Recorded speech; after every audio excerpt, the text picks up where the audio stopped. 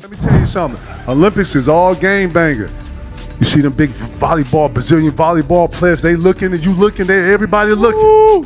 Dangerous. Hey, don't nobody know how to speak no language, but you feel me? Everybody feel the energy. Energy speak, You can man. feel the energy. The Olympics are traditionally seen as a stage for winning gold medals, showcasing national pride, and breaking world records. But NBA players who have experienced it firsthand know that this is only part of the story. Inside the Olympic Village, a completely different kind of competition unfolds, one that rarely gets mentioned publicly. Kevin Garnett discovered this reality the hard way when he arrived at the 2000 Sydney Olympics, fully focused and eager to play.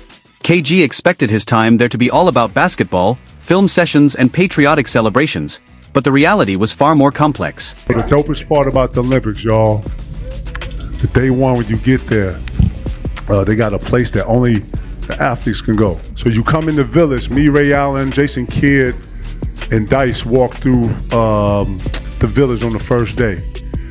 We go to the game room. This game room is probably about 10,000 square feet. It's got games, it's got everything you can do in here. Everybody is in the middle hitting the table. Every athlete that's in the Olympics is in this room hitting the table. What Kevin Garnett walked into, however, was pure chaos. Imagine it, the fastest sprinters on the planet, swimmers who had trained since childhood, gymnasts, wrestlers, volleyball players, athletes from every corner of the world, all living together under one roof. With different cultures, languages, and energy all mixing, KG just stood there, absorbing it all, thinking, yeah, this is not what I expected. And then things escalated quickly. He noticed a small figure weaving through the crowd, almost invisible, carrying an enormous trash can. At first, it didn't make sense, but soon someone explained the scene. Within 30 seconds, 10,000 condoms had disappeared, just like that. It cracked so hard, security got us out of there. It's like, no, you got to get y'all out of here. And they don't let NBA players in the village because it's so influential. So influential. It's so influential. Shout out to the village. Somebody getting fucked tonight. I don't know, they got us out of there so fast. I'm talking about NBA security. You remember Horace? Y'all remember Horace? Y'all remember Horace security? He was like, oh, no, we got to get y'all out of here. Oh. NBA players aren't usually allowed into certain areas of the Olympic Village because of the sheer influence they carry. Kevin Garnett recalls the scene vividly. The security, specifically NBA security, moved them out almost immediately, jokingly calling him the horse again and insisting, oh no, we've got to get y'all out of here. This wasn't just some exaggerated locker room tale. The numbers tell the story. At the 2000 Sydney Olympics, organizers began with 70,000 condoms, but they ran out halfway through the games and had to order an emergency supply of 20,000 more just to keep up. By the 2016 Rio Olympics, the distribution numbers skyrocketed to 450,000 condoms, roughly 42 per athlete, revealing a side of the Olympic Village most fans never see. And yet, despite all this chaos, there's a surprising twist that few spectators realize. It's a small dude, you can't even see him. He got a trash can. He walking.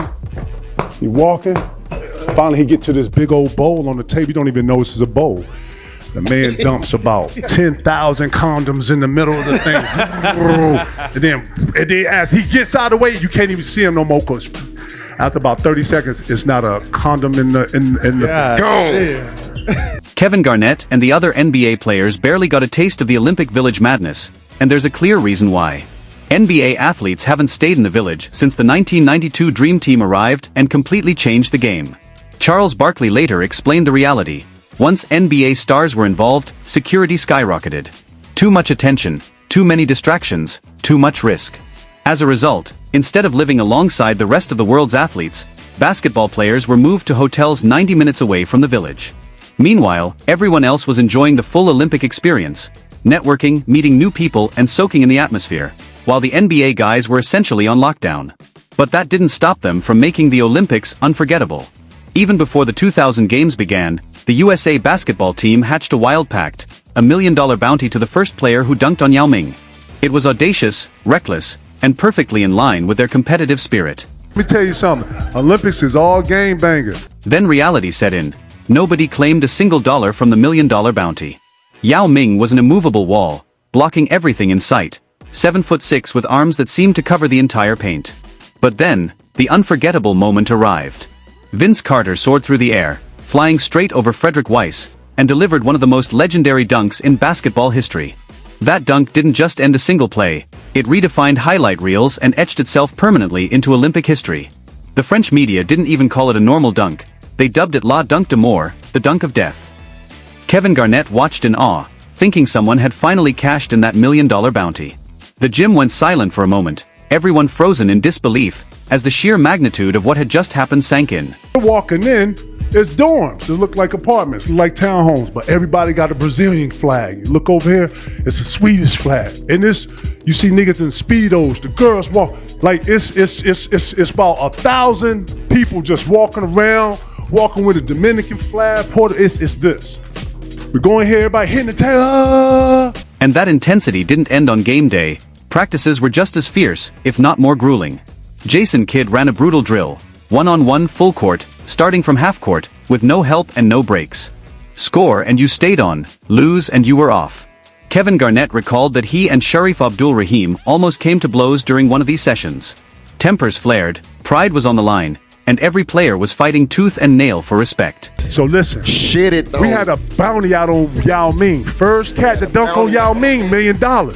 So everybody's trying. $1 million? Man, we all said first cat. We all put our hand in. Listen, I think it was Dice, myself. It was like 6 other people that had the. You know what I'm saying? Like we catch him, it's $1 million. Cool. So we was like, cool. But even all of that didn't prepare Kevin Garnett for what came next, the opening ceremony. That's when he truly grasped what it meant to represent your country. Backstage, before the teams even stepped out, chaos reigned. Trash talk flew between nations like it was a high-stakes playoff series. The Australians were talking smack, swimmers were chirping, and track athletes were showing off their strength. Everyone felt untouchable on their home turf. Ian Thorpe, the Australian swimming legend nicknamed the Torpedo, went head-to-head in banter with Michael Phelps, leaving the basketball players stunned, thinking, wait, swimmers have beef too? That's when it really hit KG. He looked around and saw Serena Williams, Venus Williams and Michael Phelps, all wearing their national colors, locked in and focused, representing something far bigger than themselves. And it had a true, like you feel me?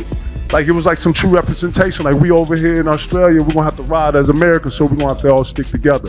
But it was a great time, because then you come out, you bite and go, you talking that shit, but they talking that shit too. It wasn't about contracts or endorsements anymore. It was country versus country, team versus the world. Kevin Garnett said that sense of unity hit on a whole different level, a pride unlike anything he had felt before. That moment stayed with him forever and is part of why the Olympic Village experience became legendary among NBA players. Years later, Carmelo Anthony revealed on the All the Smoke podcast that during the 2004 Athens Olympics, he actually snuck off the team's cruise ship just to experience the village firsthand. Larry Brown had warned the team that anyone who left would be suspended for a game, but Melo didn't care, he had to see it for himself. Fast forward to the 2012 London Olympics, and when Kobe Bryant finally walked through the village, Tyson Chandler recalled that Kobe lasted only about 30 minutes before he had to leave. Anytime we left for practice, and then anytime we would travel, we'd have 2 motorcycle guys on the side with machine guns, had a guy on the top, in front of the motorcycle, had a guy on the back with a machine gun, had 2 police cars in the front and the back, and then we had a helicopter above the bus. And then when that was every day we went anywhere. Kobe told Tyson Chandler that his blood was boiling. Too many athletes, too much energy, too many distractions. He simply couldn't lock in. But Dwayne Wade remembered a different side of the story from the 2008 Beijing Olympics. Wade said that walking through the village with Kobe was when he realized Kobe operated on another level, not just in basketball, but in life. Kobe was casually speaking to athletes in 9 different languages, connecting with them, showing respect for their cultures, locking eyes with everyone he met, all while remaining the most intense competitor in the building. You're talking that shit, oi, oi, oi, Aussie, Aussie, Aussie. Oi, oi, And, oi. the nigga Torpedo, it was a kid they called the Torpedo because he had like a 17-foot. Him and Michael Phelps was talking, yeah, we're gonna smash all tomorrow, mate. Mate, we're gonna eat your fucking lunch tomorrow, mate. Michael Phelps like, fuck y'all, we America, USA. We was like what? Yo, it was like almost World War III in the. That's when Dwayne Wade realized there are truly levels to this experience. That stark contrast is exactly what sets the Olympics apart from anything else in the world. On one side, the dorms are pure chaos, athletes from every nation mixing, energy flying, and famously, 10,000 condoms disappearing in just 30 seconds. On the other side, you have players like Kevin Garnett placing $1 million bounties on opponents, or Kobe Bryant isolating himself from everyone until tip-off. 2 completely different mindsets existing in the same space. That, in a nutshell, is the Olympics. maximum chaos and maximum focus simultaneously. It brings out everything: intense competition, deep camaraderie, unshakable pride, and as it turns out, a whole lot more. So they will always have the players and all of us like 90 minutes away with the ladies and all that, and then they have the Olympic Village. But Kevin Garnett admitted that he only got a brief glimpse of the Olympic Village before security whisked him away. NBA rules, extra protection, and strict restrictions meant he didn't have the freedom other athletes enjoyed. Yet even that short walk was enough to open his eyes. The village isn't normal. It's a world most people never see, the best athletes on earth letting loose, rivalries forming before anyone even competes, and conversations that seem friendly on the surface but carry underlying tension. And yes, it's the place where 10,000 condoms can vanish before you even finish counting to 30. That's the side of the Olympics they never show on TV. Thinking back to KG's description of the energy backstage at the opening ceremony, it all makes sense. Swimmers sizing each other up, track stars staring each other down like the finals had already started, and Brazilian volleyball players locking eyes with Team USA, silently saying, "We'll see." Nobody spoke the same language, yet everyone understood competition and pressure. For the next 2 weeks, it wasn't just about themselves. Your country was counting on you. Even though NBA players are pulled from the village for security reasons, that pressure hits them just as hard. KG reflected on seeing Serena and Venus Williams in their national colors, and linking up with Michael Phelps, realizing they were all fighting for the same flag.